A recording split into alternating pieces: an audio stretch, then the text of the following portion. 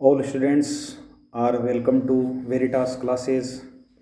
जैसा कि आपने पिछले लेक्चर में आपने देखा था, आपने समझा था, मैंने आपको जीव प्रक्रम चैप्टर स्टार्ट किया था और जीव प्रक्रम के बारे में मैंने आपको बताया था कि जीव प्रक्रम जो होता है वो किस प्रकार होता है, यानी कि जीवों में संपन्न होने वाला प्रक्रम। और उसके बारे में मैंने आपको बताया था, सबसे पहले पोषण के बारे में बताया था कि जीवों के जीव प्रक्रम की एक प्रक्रम के बारे में बताया था। जो प्रक्रम होता है पोषण वो अपन ने शुरू किया था, तो उसमें मैंने आपको स्वपोषी पोषण के बारे में बताया था। उसमें मैंने आपको किसके बारे में बताया था? स्वपोषी पोषण के बारे में मैंने आपको बताया था। ठीक है कि भाई स्वपोषी पोषण किस प्रकार होता है। हरे पादपों में स्वपोषी प्रकार का पोषण होता है, यानी कि हरे जो पादप होते हैं वो सूर्य के प्रकाश की उपस्थिति में अपना भोजन जो होता है वो स्वयं बना लेते हैं। ठीक है, इसी प्रकार आज हम बात करेंगे विषम पोषी पोषण के बारे में। आज हम किसके बारे में बात करेंगे? विषम पोषी पोषण के बारे में आज हम बात करेंगे कि भाई विषम पोषी पोषण जो होता है वो किस प्रकार होता है। ठीक है, तो जैसा कि आपके सामने है कि देखिए विषम पोषी पोषण का क्या मतलब होता है कि विषम पोषी पोषण मैंने आपको कल कुछ थोड़ा बहुत बताया था कि भाई जो जीव अपने भोजन के लिए, जो जीव अपना भोजन स्वयं नहीं बना सकते हैं और जो जीव अपने भोजन के लिए किसी अन्य जीव पर निर्भर रहते हैं, उन्हें हम क्या कहते हैं? विषम पोषी जीव। और उनमें इस प्रकार के पोषण को हम क्या कहते हैं? विषम पोषी पोषण कहते हैं। और इसमें देखिए कि प्रत्येक जीव जो होता है वो प्रत्येक जीव अपने पर्यावरण के लिए अनुकूलित है। कोई भी जीव है वो जिस भी आवास में रहता है, जिस भी पर्यावरण में रहता है, वो अपने पर्यावरण के लिए क्या होता है? अनुकूलित होता है। भोजन के स्वरूप और उपलब्धता के आधार पर पोषण की विधियां जो होती हैं वो अलग अलग प्रकार की होती हैं। कि भोजन के स्वरूप और उपलब्धता के आधार पर जो पोषण की विधियां होती हैं वो अलग अलग प्रकार की होती हैं। तो जीव के भोजन ग्रहण करने के तरीके जो होते हैं उस तरीके पर निर्भर करता है कि वो भोजन कैसे ग्रहण करता है। जैसे अगर मान लो भोजन स्रोत अचल है, अचल का मतलब जैसे गति नहीं कर सकता है, जैसे कि घास है। ठीक है, और दूसरा ऐसा होता है कि गतिशील, जैसे कि हिरण है। ठीक है, यदि भोजन स्रोत क्या है? अचल है, जैसे कि घास है। ठीक है, इसी प्रकार अपन बात करते हैं कि भाई जैसा आपको इसमें है कि या गतिशील, या हम क्या कह सकते हैं? गतिशील कह सकते हैं, या तो अचल हो या फिर गतिशील हो। ठीक है, तो अचल क्या होगा कि भाई जो मूवमेंट नहीं कर सकता, नॉन मूवेबल। तो जैसे घास है, मूवमेंट नहीं कर सकती है, तो जो जंतु होते हैं या जो भी प्राणी सजीव होते हैं वो घास को खा करके अपना भोजन ग्रहण करेंगे। तो जैसे शाकाहारी प्राणी होते हैं वो घास को खा करके अपना भोजन ग्रहण करते हैं। या गतिशील, अब जैसे हिरण होता है, गतिशील होता है।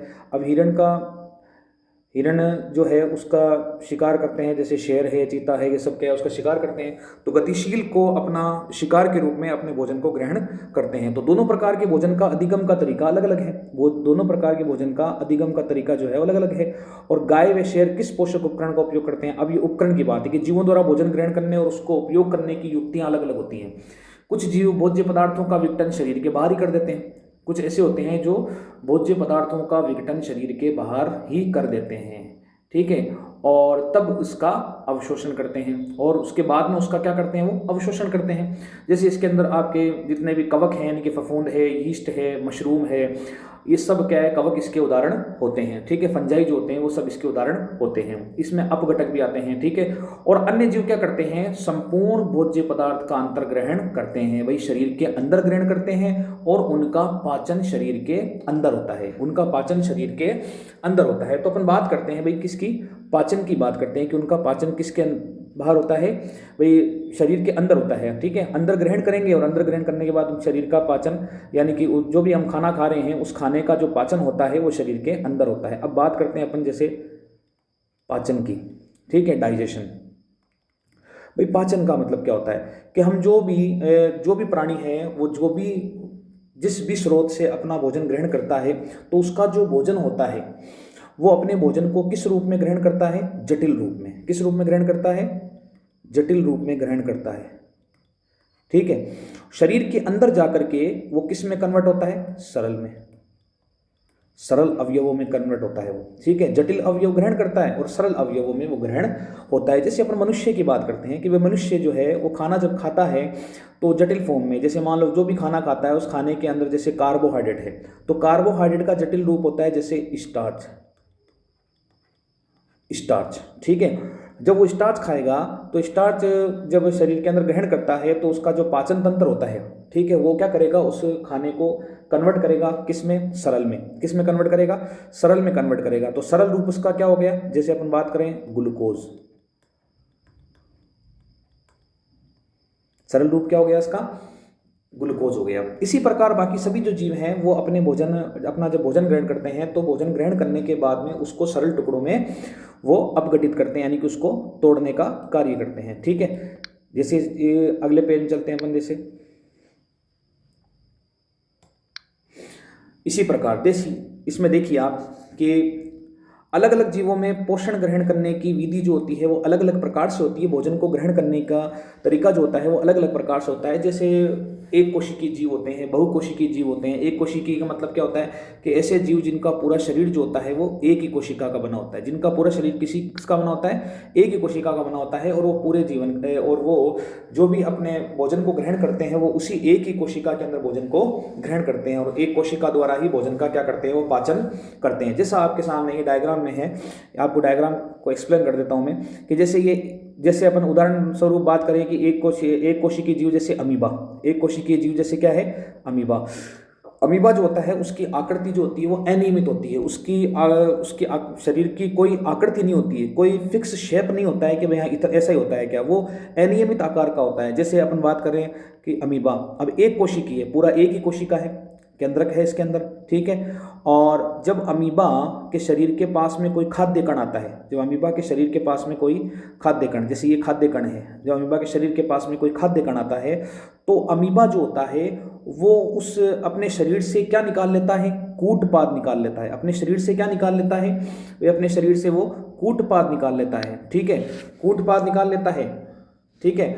और इस कूटपाद निकालने के बाद में जो खाद्य कण होता है, इसके पास में जो खाद्य कण होता है, ये उस खाद्य कण के चारों ओर एक रिक्तिका बना लेता है। एक क्या बना लेता है, रिक्तिका। इस रिक्तिका को हम क्या कहते हैं, खाद्य रिक्तिका। इस रिक्तिका को हम क्या कहते हैं, खाद्य रिक्तिका, ठीक है। खाद्य रिक्तिका बना करके और फिर ये इस खाद्य कण को अपने शरीर के अंदर अंतर्ग्रहण करता है। शरीर के अंदर क्या करता है, ये अंतर्ग्रहण करता है, शरीर में ये अंतर्ग्रहण करता है, ठीक है।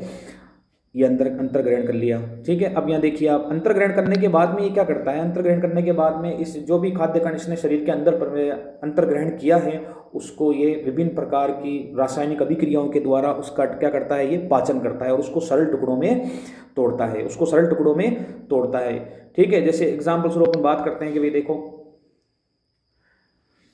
जीव किस प्रकार भोजन का अंतर्ग्रहण करते हैं। जैसे अमीबा के बारे में अभी मैंने आपको जैसे समझाया, जैसे इसके अंदर अपन देखते हैं, अब देखिए कि एक कोशिकीय जीवों में भोजन संपूर्ण सतह से लिया जा सकता है, लेकिन जीव की जटिलता बढ़ने के साथ साथ विभिन्न कार्य करने वाले अंग विशिष्ट हो जाते हैं। जैसे अमीबा कोशिकीय सतह से अंगुली जैसे अस्थायी प्रवर्त की मदद से भोजन ग्रहण करता है। अब अस्थायी प्रवर्त क्या है, कूटपाद क्या है, ये प्रवर्त भोजन के कणों को घेर लेते हैं और संगलित होकर के, ठीक है, और खाद्य रिक्तिका बनाते हैं। जैसे ये संगलित हो रहा है, जैसे ये क्या हो रहा है, ऐसे संगलित होकर के क्या बनाते हैं, खाद्य रिक्तिका बनाते हैं, ठीक है। ये प्रवर्त भोजन के कणों को घेर लेते हैं और वो संगलित होकर खाद्य रिक्तिका बनाते हैं। अब खाद्य रिक्तिका के अंदर क्या होता है, ये देखो, जटिल पदार्थों का विघटन सरल पदार्थों में किया जाता है और ये कोशिका द्रव्य में विसरित हो जाते हैं। ये पदार्थ किस में चले जाते हैं, कोशिका द्रव्य में विसरित हो जाते हैं। ये पदार्थ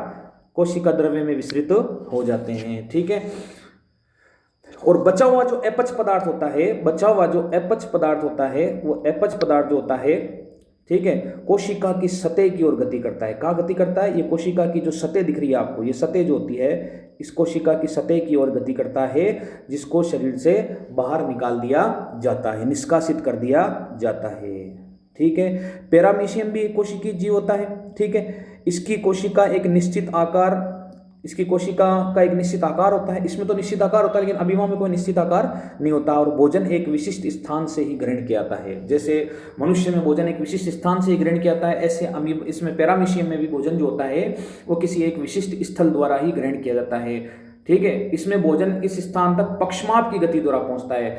ध्यान रखना कि पैरामीशियम जो एक कोशिकीय जीव होता है, उस पैरामीशियम के जो गमन अंग होते हैं, ठीक है। इस पैरामीशियम के जो गमन अंग होते हैं उनको बोलते हैं पक्षमाभ यानी कि सीलिया, उनको हम क्या कहते हैं, पक्षमाभ, ठीक है, जिसको हम इंग्लिश में क्या कहा करते हैं, सीलिया, पक्षमाभ, ठीक है। इंग्लिश में इसका क्या नाम होता है, सीलिया, की गति द्वारा पहुंचता है जो कोशिका की पूरी सतह को ढके होता है, पूरी कोशिका की पूरी सतह को ढके होते हैं। ये तो एक प्रकार से विधि है एक कोशिकीय जीवों के भोजन ग्रहण करने की विधि है। एक प्रकार एक कोशिकीय जो जीव होते हैं, यूनिसेलुलर जो ऑर्गेनिज्म होते हैं, वो यूनिसेलुलर ऑर्गेनिज्म जो होते हैं वो अपना पोषण ग्रहण किस प्रकार करते हैं और भोजन का पाचन किस प्रकार करते हैं। ये विधि अपन ने किसके बारे में पढ़ी है, एक कोशिकीय जीवों के बारे में। अब अपन बात करते हैं बहुकोशिकीय जीवों के बारे में। तो यहाँ अपने बहुकोशिकीय जीवों के बारे में किसमें दिया हुआ है पोषण, मनुष्य में पोषण दिया हुआ है। किसमें पोषण दिया हुआ है, मनुष्य में पोषण दिया हुआ है, ठीक है, मनुष्य के अंदर। अब एक बात ध्यान रखना कि पोषण के बारे, पाचन के बारे में आपको समझ में आ गया होगा कि पाचन का मतलब होता है कि जो हम खाना खा रहे हैं, जो भी प्राणी अपना भोजन करता है वो उसके शरीर, जब भोजन अंतर ग्रहण करता है यानी कि शरीर के अंदर ग्रहण करता है, तो शरीर में विभिन्न क्रियाओं द्वारा वो जो खाना होता है यानी कि जो भोजन के कण होते हैं वो जटिल होते हैं और जटिल से सरल में कन्वर्ट होते हैं। इसी क्रिया को हम क्या कहते हैं, पाचन कहते हैं। इसी क्रिया को हम क्या कहते हैं, पाचन कहते हैं। इसी क्रिया को पाचन कहते हैं। बात समझ में आ गई। तो अब यह ध्यान रखना कि मनुष्य में पोषण में, ध्यान रखना मनुष्य में पोषण के लिए, ये ध्यान रखना, आहार नाल होती है। पोषण के लिए क्या होती है, आहार नाल होती है। क्या होती है, आहार नाल होती है, जिसे हम क्या बोलते हैं, एलिमेंट्री कैनाल। क्या बोलते हैं इसको हम, एलिमेंट्री कैनाल, ठीक है। आहार नाल, आहार नाल कहाँ से कहाँ होती है भाई, आहार नाल जो होती है वो मुख से लेकर के और गुदा तक होती है। कहाँ तक होती है, गुदा तक होती है। मुख से लेकर कहाँ तक होती है, गुदा तक होती है। समझ गए बात को। तो मनुष्य में पोषण जब होता है, तो मनुष्य जब पोषण ग्रहण करता है, अंतर ग्रहण करता है, तो मनुष्य के शरीर के अंदर जो भी पोषक तत्व ग्रहण करता है वो जटिल पोषक तत्व होते हैं, वो सरल में कन्वर्ट होते हैं। तो मनुष्य में पाचन की क्रिया संपन्न होकर के वो जटिल जो अवयव होते हैं वो सरल अवयव में कन्वर्ट होते हैं, ठीक है। जैसा कि अपन आगे देखते हैं, डायग्राम के बारे में अपन देखते हैं। तो मनुष्य में जब भोजन अंतर्ग्रहण होता है तो उसके जटिल अवयव जो होते हैं वो सरल अवयवों में जब कन्वर्ट होते हैं, तो कन्वर्ट करने के लिए मनुष्य में आहार नाल होती है। मनुष्य में क्या होती है, आहार नाल। इस आहार नाल के जितने भी अंग हैं, आहार नाल स्टार्ट कहाँ से होती है, मुख से गुदा तक, मुख से गुदा तक। तो इस आहार नाल के जितने भी अंग होते हैं, ये सब मिलकर के, ये जितने भी अंग हैं वो सब कहलाते हैं पाचन अंग। और ये पाचन अंग सम्मिलित रूप से एक तंत्र का निर्माण करते हैं, जिसको हम क्या कहते हैं, पाचन तंत्र। जिसको हम क्या कहते हैं, पाचन तंत्र कहते हैं, ठीक है। डाइजेस्टिव सिस्टम, पाचन तंत्र, डाइजेस्टिव सिस्टम, ठीक है। अब अपन थोड़ा पाचन तंत्र के बारे में बात कर लेते हैं कि भाई देखिए, पाचन तंत्र के अंदर जो पाचन अंग होते हैं, सबसे पहला अंग होता है मुख गुहा। पहला क्या होता है, मुख गुहा। दूसरा होता है जिह्वा, जो होती है मुख गुहा के अंदर ही होती है। मुख गुहा में दांत भी होते हैं, ठीक है। मुख गुहा में दांत होते हैं, जीभ होती है।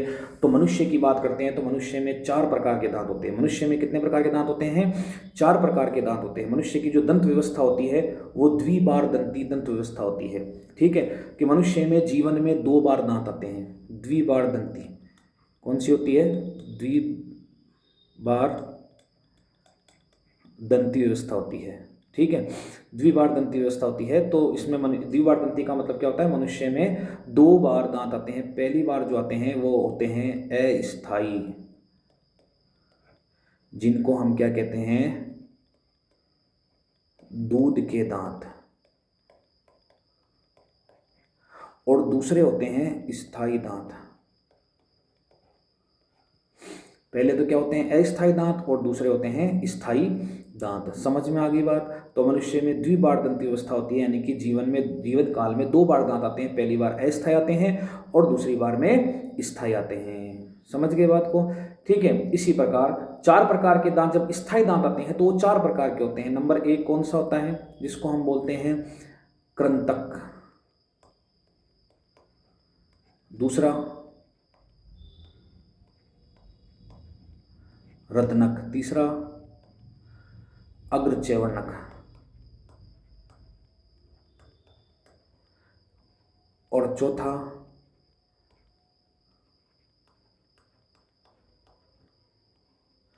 चैवर्णक। चौथा क्या होता है? चैवर्णक। ठीक है, तो 4 प्रकार के दांत होते हैं मनुष्य में। कितने प्रकार के दांत होते हैं? 4 प्रकार के दांत होते हैं। ठीक है, स्थायी दांत जो होते हैं वो 4 प्रकार के होते हैं, कृंतक, रदनक, अग्रचैवर्णक, चैवर्णक। ठीक है, 4 प्रकार के हो गए। ठीक, देखिए आप किस प्रकार होते हैं। मनुष्य में कितने दांत होते हैं? 4 प्रकार के, और टोटल संख्या कितनी होती है? 32। कितनी होती है? 32। 2 जबड़े होते हैं, ऊपरी जबड़ा और निचला जबड़ा। ऊपरी जबड़े में 16 और निचले जबड़े में भी 16। कृंतक कितने होते हैं? 4 4, 4 ऊपर और 4 नीचे। रदनक कितने होते हैं? 2 2, 2 ऊपर जब ऊपरी जबड़े में और 2 निचले जबड़े में। ठीक है, और अग्रचैवर्णक के कितने होते हैं? 4 4। ठीक है, और चैवर्णक कितने होते हैं? 6 6। ठीक है, तो कितने हो गए ये? 16। 16 ऊपर और 16 नीचे, यानी कि टोटल कितने दांत हो जाते हैं? टोटल दांत हो जाते हैं आपके 32। टोटल कितने दांत हो जाते हैं? 32। ठीक है, ये दंत की व्यवस्था होगी आपकी। कृंतक जो होते हैं वो भोजन को काटने का काम करते हैं। रदनक यानी कि मांसाहारी काम करते हैं, यानी कि भोजन को चीरने फाड़ने का। और अग्रचैवर्णक और चैवर्णक, ये दोनों जो होते हैं वो भोजन को छोटे छोटे टुकड़ों में चबाने का और पीसने का काम करते हैं। तो ये तो दांत के बारे में बस। इसी प्रकार मुख गुहा के अंदर एक संरचना और होती है जिसको हम क्या कहते हैं? मुख गुहा में जो एक संरचना होती है उसको हम बोलते हैं जिह्वा। उसको हम क्या बोलते हैं? जिह्वा। ठीक है, तो जिह्वा के बारे में आपको बताया कि जीभ जो होती है वो भोजन का स्वाद ज्ञान करवाती है, प्लस जीभ जो होती है वो मुंह की सफाई करती है। और जीभ जो होती है जब हम खाने को चबाते हैं तो चबाते समय लार को खाने के अंदर मिक्स करती है। अब दूसरी बात आती है आपके ग्रसिका।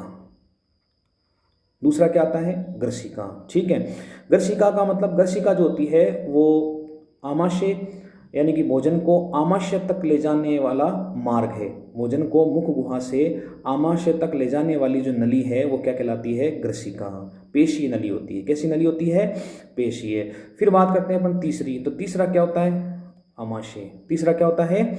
आमाशय। ठीक है, चौथी की आमाशय यानी कि हमारा जो उदर होता है, पेट होता है, स्टोमच, आमाशय। तो आमाशय के बारे में थोड़ी सी बात आपको बता देता हूँ कि आमाशय जो होता है, एक बात ध्यान रखना, आमाशय के 3 भाग होते हैं। आमाशय के 3 भाग। ये जो भाग आपको दिख रहा है ये भाग कहलाता है जठरागम भाग। कौन सा भाग कहलाता है ये भाग कहलाता है जठरागम भाग। समझ गए? ये भाग कहलाता है जठरागम भाग।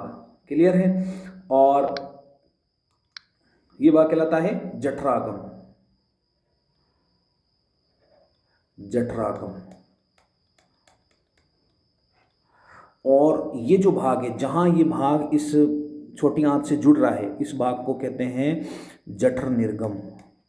जठर किसको कहते हैं? जठर कहते हैं आमाशय को, गैस्ट्रिक। ठीक है, और बीच का जो सबसे अधिक बड़ा भाग है ये कहलाता है फंडस। क्या कहलाता है ये? खाने की जो सबसे मुख्य क्रिया होती है वो इस फंडस में ही होती है। HCl जो मिलता है ना, भोजन के साथ में जो HCl अम्ल मिलता है, हाइड्रोक्लोरिक अम्ल मिलता है, वो फंडस भाग में ही मिलता है। और इसी भाग के अंदर भोजन के साथ में क्या मिलते हैं? एंजाइम मिलते हैं। क्या मिलते हैं? एंजाइम मिलते हैं जो भोजन का पाचन करने का काम करते हैं। फिर बात आती है अपने शुद्रांत्र की। फिर किसकी बात आती है? छोटी आंत की बात करते हैं अपन। शुद्रांत्र जो होता है वो छोटी आंत का ही भाग होता है। क्या होती है? छोटी आंत। छोटी आंत का ही एक भाग होता है जिसको हम बोलते हैं शुद्रांत्र। 3 भाग होते हैं छोटी आंत में। एक होता है ग्रहणी, दूसरा होता है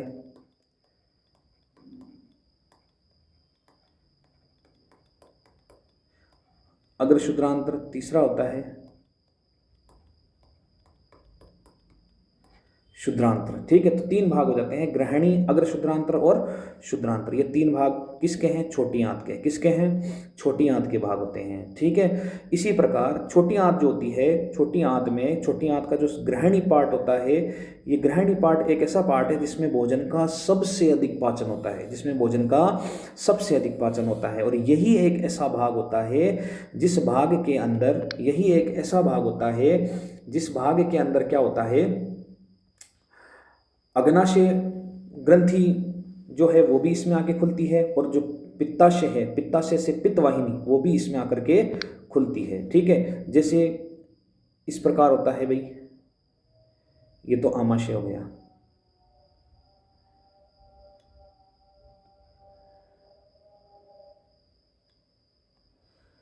तो ये जो भाग है इस प्रकार ये यू आकार की नली में खुलता है। किस में खुलता है? यू आकार की नली में।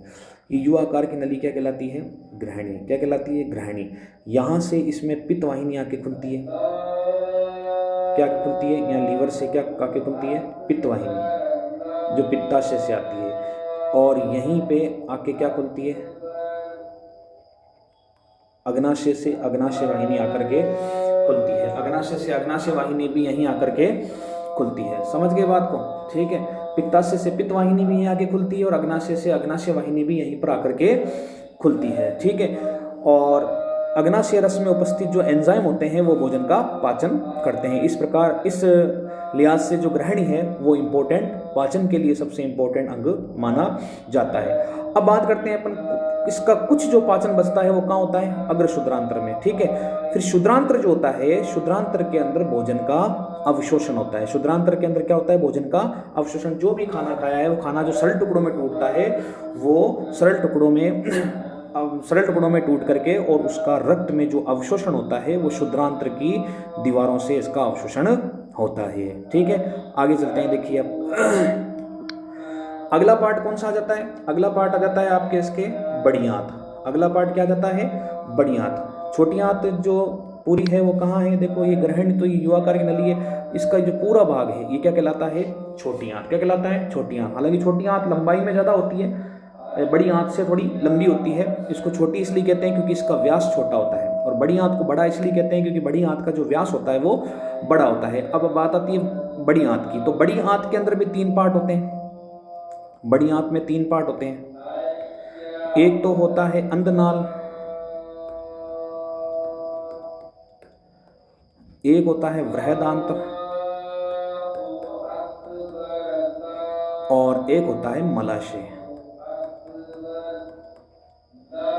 एक क्या होता है?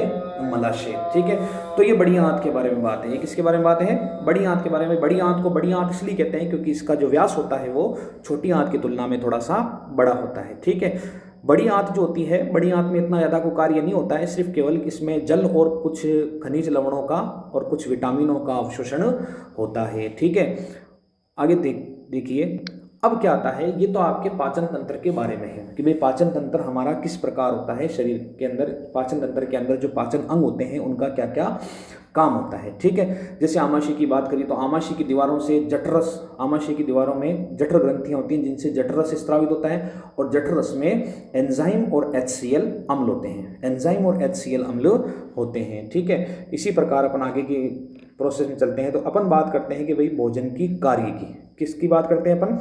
भोजन की कार्य की। हाँ, पहले एक बात और सुन लेना कि इसमें 3 सहायक ग्रंथियां होती हैं जिनको पाचन ग्रंथियां कहते हैं। जिनको क्या कहते हैं हम? पाचन ग्रंथियां कहते हैं। तो देखो, एक ग्रंथि तो होती है मुख गुहा में। एक ग्रंथि कहाँ होती है? मुख गुहा में। इस मुख गुहा में स्थित ग्रंथि को हम क्या कहते हैं? लार ग्रंथि। क्या कहते हैं हम? लार ग्रंथि। क्या कहते हैं हम इसको? लार ग्रंथि कहते हैं।